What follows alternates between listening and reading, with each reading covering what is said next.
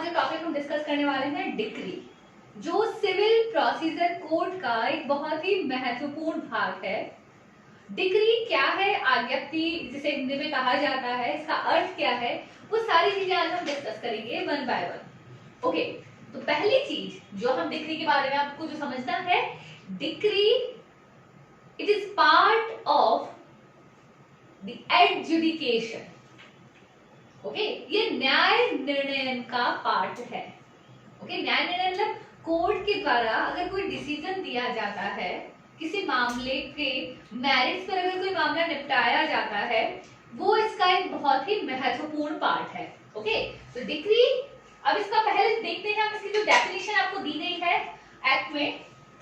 Decree means the formal expression of an adjudication which so far as regards the court expressing it। तो एक decree है क्या है?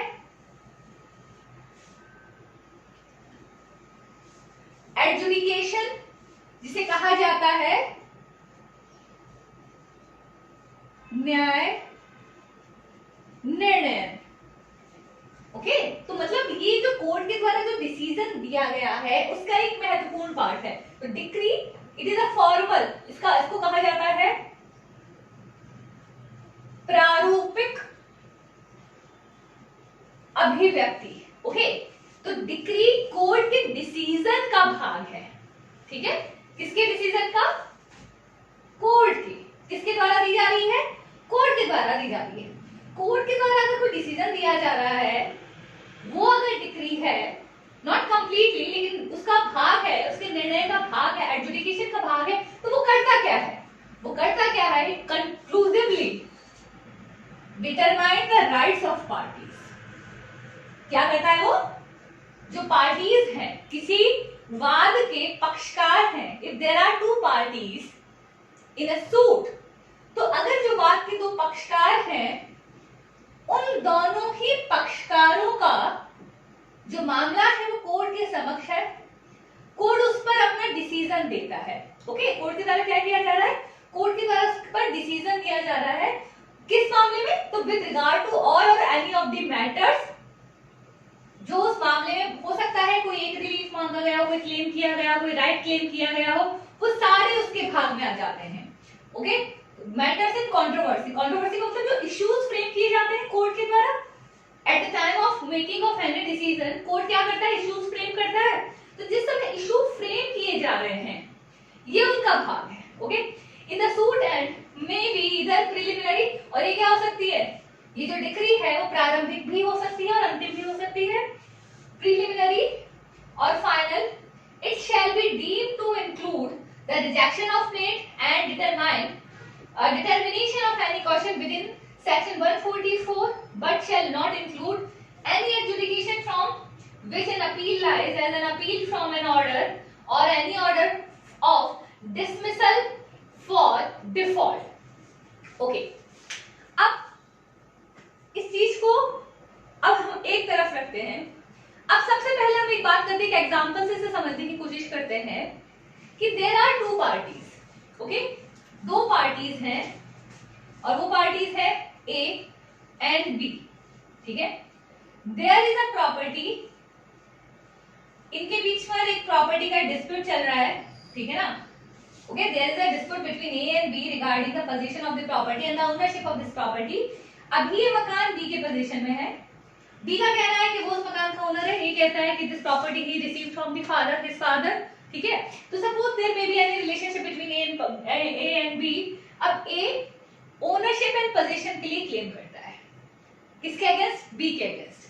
तो A filed a suit against B for the recovery of position and ownership of the property, कि B is not having any right over this property, कि B का मकान पर कोई अधिकार नहीं है, इसलिए उसके द्वारा क्लेम किया जाता है। अब मामला कहाँ आएगा? कोर्ट में आएगा। ठीक है, कोर्ट में सारी चीजें, सारे फैक्ट्स देखने के बाद एक डिसीजन तैयार किया जाएगा, और डिसीजन तैयार होने के बाद क्या होगा? डिसीजन तैयार होने के बाद ये कहा जाएगा, फिर कोर्ट क्या करेगा? डिसीजन देगा। डिसीजन में क्या किया जाएगा? एक आपको एक फॉर्मेट है, जो डिसीजन मेकिंग का फॉर्मेट है, उसमें लास्ट में आपको डिक्री देनी होगी। तो निर्णय ए के फेवर में होगा या बी के फेवर में होगा? ठीक है, हो सकता है कोर्ट इस मामले को डिसमिस कर दे कि no they are not having any right to file a suit, ठीक है। तो बहुत सारे ऑप्शंस अवेलेबल हैं। तो अगर कोर्ट दोनों पक्षकारों को सुनने, एविडेंसेस को देखने के पश्चात अगर कोई डिसीजन देते हैं, तो जो डिसीजन दिया जा रहा है what is that decision, what is that adjudication, तो वो एडजुडिकेशन को फॉलो करते हुए एक डिक्री दी जाएगी, ठीक है, एक आज्ञप्ति दी जाएगी। वो आज्ञप्ति क्या कर रही है, इन पक्षकारों के अधिकारों का निर्णय कर रही है कि हाँ कि ए ने जो फाइल किया है कि यस ए का जो केस है वो सही है और ये he is the owner of the property और पोजीशन तत्काल बी से ए को ट्रांसफर किया जाए। ये क्या होगा कि ये डिसीजन का पार्ट है जो पक्षकारों का अधिकार बता रहा है, ठीक है ना, पक्षकारों के अधिकारों का वर्णन कर रहा है। तो फर्स्टली डिक्री का या आज्ञप्ति का अर्थ है, ठीक है, आज्ञप्ति जो कोर्ट की तरफ से एक आज्ञा है किसी भी पक्षकार को किसी मामले को पूरा सुनने के बाद जो डिसीजन दिया जाता है, ये उसका एक पार्ट है। वो क्या करती है, तो firstly it is formal expression. तो पहली चीज आपको क्या रखती है, फॉर्मल एक्सप्रेशन क्यों कहा जा रहा है, why we are using the formal, क्योंकि it is everything is formal here, we are following a particular format, ठीक है, जो फॉर्मली हम यहाँ काम कर रहे हैं, ओके। तो इट इज अ फॉर्मल, प्रारूपिक अभिव्यक्ति है किसकी, निर्णय की, कोर्ट के द्वारा जो निर्णय दिया जा रहा है ये उसका भाग है, जिसको जो किससे संबंधित है, कोर्ट से संबंधित, कोर्ट के द्वारा प्रदान की जा रही। कोर्ट क्या, कोर्ट कॉम्पिटेंट होना चाहिए। जिस कोर्ट में ए और ए ने सूट फाइल किया है, that court must be having right to listen that case, court के जुरिसडिक्शन में वो मामला आना चाहिए, या अकॉर्डिंग टू वो सब्जेक्ट मैटर रिलेटेड जुरिसडिक्शन हो सकता है, पेक्यूलरी जुरिसडिक्शन हो सकता है, ठीक है, टेरिटरी जुरिसडिक्शन हो सकता है एज पर द सिचुएशन। तो अब वो क्या कर रहा है, कोर्ट के द्वारा क्या गया, पक्षकारों के अधिकारों का निर्णय किया गया कि ए को उस मकान पर हक है या नहीं, बी का इस मकान पर हक है या नहीं, ये कोर्ट के द्वारा डिसाइड किया गया, ओके। अब क्या हो सकता है, कोर्ट हो सकता है उस मामले में जितने भी कंट्रोवर्सीज हैं, जितने भी इश्यूज हैं, उन सबको निपटाए, ठीक है, सारे इश्यूज को निपटा सकता है कोर्ट, ठीक है, या उनमें से कुछ पर ही जो कोर्ट को रेलेवेंट लगते हैं उस पर अपना निर्णय सुना सकता है, ठीक है ना। तो कोर्ट के पास ऑप्शंस है कि विद रिगार्ड टू ऑल और any of the matters in controversy, जो भी इश्यूज हैं उन सब पर अपना निर्णय दे सकता है। इन द सूट, किसकी बात हो रही है, सूट की बात है। एंड मे बी इधर, और ये क्या हो सकती है, अब यहां तक तो खत्म हो गई डिग्री की परिभाषा, ठीक है ना। अब मैं यहां तक अगर आप देखेंगे तो सबसे पहले फॉर्मल एक्सप्रेशन है, कोर्ट के द्वारा दिया जा रहा है, कोर्ट इसमें डिसीजन दे रहा है और पक्षकारों के अधिकारों को निपटा रहा है, ठीक है। तो it is a decision adjudication, it is a part of adjudication which is formally prepared by the court in a particular matter on a particular issue or issues in matter, okay, which decide basically the rights of the parties in the suit, okay। तो ये क्या कहलाएगा, ये decree है। Decree decision का, न्याय निर्णयन का, adjudication का भाग है, ये आपको याद रखना होगा, ओके।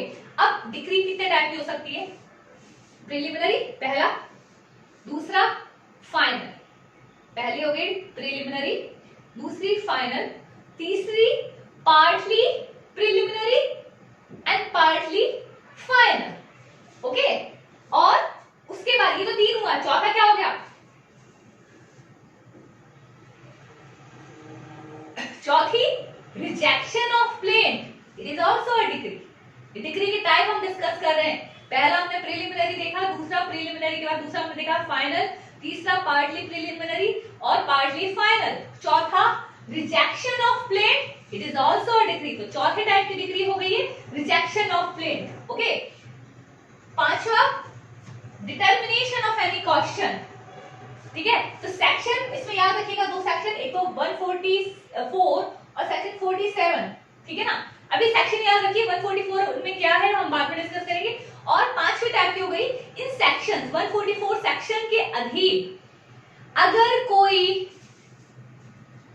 क्वेश्चन डिटरमाइन किया जाता है, it is also a decree. तो इस तरीके से देखा जाए तो डिक्री कितने प्रकार की होगी। तो पहली चीज हमने डिक्री की परिभाषा जो सबसे पहले याद रखिएगा सेक्शन 2 के सब क्लॉज 2 में दी गई है। तो 2.2 में जो डेफिनेशन दी गई है उस डेफिनेशन में क्या कहा गया है? It is talking about the decree means the formal expression of an adjudication which so far as regards the code expressing it conclusively determines the rights of the parties with regards to all or any of the matters in controversy in the suit. किसमें? Suit में. And it may be preliminary, it may be final, it may be preliminary or final rejection of made is a decree.